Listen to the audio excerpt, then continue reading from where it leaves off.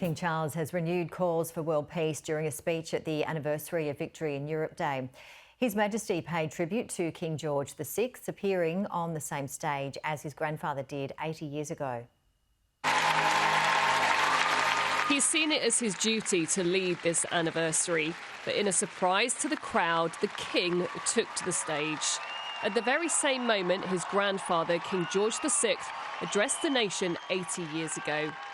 We shall rededicate ourselves not only to the cause of freedom, but to renewing global commitments to restoring a just peace where there is war, to diplomacy and to the prevention of conflict.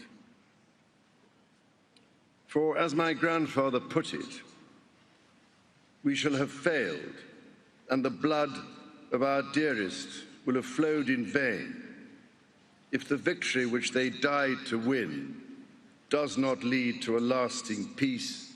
He then remembered his mother, Queen Elizabeth, and how she danced in the streets that night in 1945. I rather doubt I shall have the energy to sing until 2 a.m., let alone, for that matter, to lead you all in a giant conga from here back to Buckingham Palace. 80 years ago, London had erupted with celebrations. But for this anniversary, events had started with silence. At Westminster Abbey, the King representing the nation with this wreath. Prince William following in tribute to remember the Second World War generation.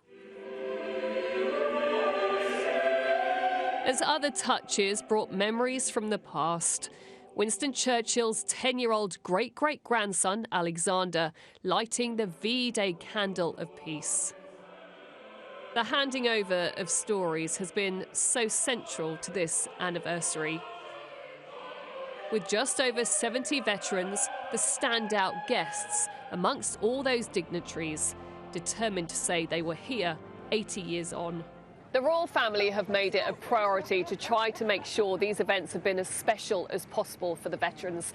As the King said, it is the least that we can do. As they've also tried to reinforce just how much we can and should learn from these men and women while we still have them with us.